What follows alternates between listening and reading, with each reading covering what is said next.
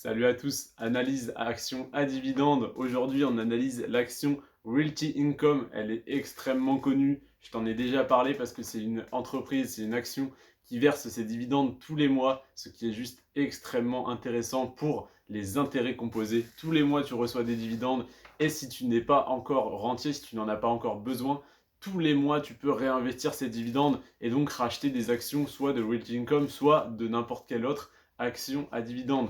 Donc, ou action tout court ou ETF, tout ce que tu veux. Tu peux même retirer les bénéfices, t'en fais absolument ce que tu veux. Parce qu'en plus, c'est sur compte titre, donc tu peux retirer à tout moment tes bénéfices. C'est bien plus simple que sur un PEA. D'ailleurs, si tu n'as pas encore de compte titre, je t'invite à en créer un dans la banque en ligne Boursorama. Tu as entre 80 et 130 euros offerts avec mon lien de parrainage, troisième, quatrième lien dans la description. Et tu as donc mon code de parrainage à mettre, sinon tu n'auras pas le bonus d'entrée voilà, de parrainage. Donc, je t'invite donc à créer ton compte titre et ensuite à investir uniquement si tu le souhaites. Et je ne suis pas conseiller financier, je ne donne pas de conseils en investissement, donc à faire tes propres recherches et si tu es intéressé à investir sur ce compte titre. Donc, Realty Income, je vais l'analyser sur les 5 critères habituels, le rendement du dividende, la croissance du cours de l'action, les années de versement consécutif du dividende, la croissance du dividende et le ratio de distribution des bénéfices.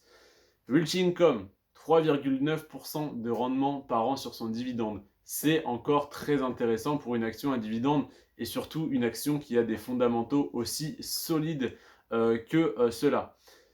À savoir que Rich Income, c'est une foncière, donc c'est une entreprise qui détient énormément d'immobilier et qui reverse des dividendes tous les mois parce qu'elle reçoit des loyers tous les mois. Donc, la croissance du cours de l'action est de 4% par an, très bien. Sûrement grâce à la prise de valeur des biens immobiliers qu'il possède. Et donc l'augmentation de la valeur intrinsèque de l'entreprise qui fait que le cours de l'action augmente en corrélation. Ça fait 27 ans que les dividendes sont versés, non pas tous les ans, mais tous les mois. Donc, c'est-à-dire qu'ils n'ont pas fait de défaut de paiement en 27 ans, c'est juste exceptionnel. Ensuite, la croissance du dividende est en moyenne de 4,6% par an. C'est pareil, c'est exceptionnel et ça se comprend étant donné donc, l'immobilier qui prend toujours en valeur. Donc voilà, les loyers qui sont forcément revus à la hausse, etc. etc. Et le ratio de distribution, il est de 221%. Alors en général, quand on arrive aux 80-90%, je te dis attention, c'est assez haut. À 100%, au-dessus de 100%, je te dis attention, peut-être que l'entreprise s'endette. Là, je ne pense pas, enfin, s'endette évidemment parce que c'est de l'immobilier, mais je ne pense pas que le ratio de distribution doive nous faire peur parce qu'une entreprise avec d'aussi beaux fondamentaux et qui détient autant d'immobilier, en fait, elle a juste énormément de cash de côté.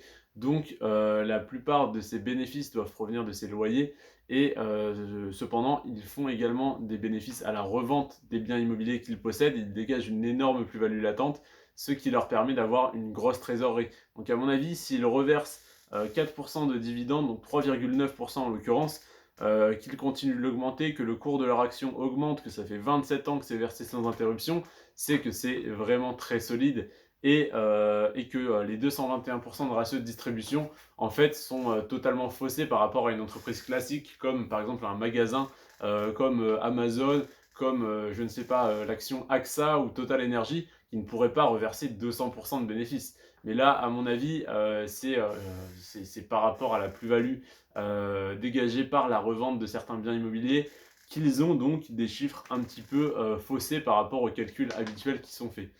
Si tu en sais plus, ça m'intéresse. Si tu peux me le dire en commentaire ou m'envoyer le lien d'un article ou d'une vidéo, ça m'intéresse énormément. Pour une fois, si ça peut aller dans les deux sens, que tu m'apportes également des connaissances, ça me ferait extrêmement plaisir. C'est pareil, dis-moi quelles actions, quelles entreprises tu voudrais que j'analyse. Si je les ai déjà analysées, je t'enverrai le lien de la vidéo, je te mettrai en réponse le lien. Sinon, je l'analyserai avec plaisir. Donc, pour récapituler, 3,9% de rendement sur le dividende, 4% de croissance du cours de l'action, 27 ans que le dividende est versé sans interruption, c'est exceptionnel. 4,6% de croissance du dividende, c'est génial. Et 221% de ratio de distribution. Comme je te l'ai expliqué, ça me semble étrange et je ne sais pas pourquoi, mais ça ne me fait pas peur du tout par rapport à d'autres entreprises qui peuvent être à 150% et je vais m'inquiéter parce que je ne connais pas les fondamentaux de l'entreprise. Et là, je leur fais totalement confiance. Sur ce, les amis, je ne suis pas conseiller financier, faites vos propres recherches. Je ne donne pas de conseils d'investissement, etc., etc. N'investissez que sur des produits financiers que vous comprenez, que des sommes que vous êtes prêt à perdre. Je ne suis pas vraiment d'accord avec ça, mais on va dire que c'est le cas. Et faites vos propres recherches sur Boursorama et sur rendementbourse.com.fr. Je ne sais toujours pas. Sur ce, les amis, prenez soin de vous et de vos finances. Ciao.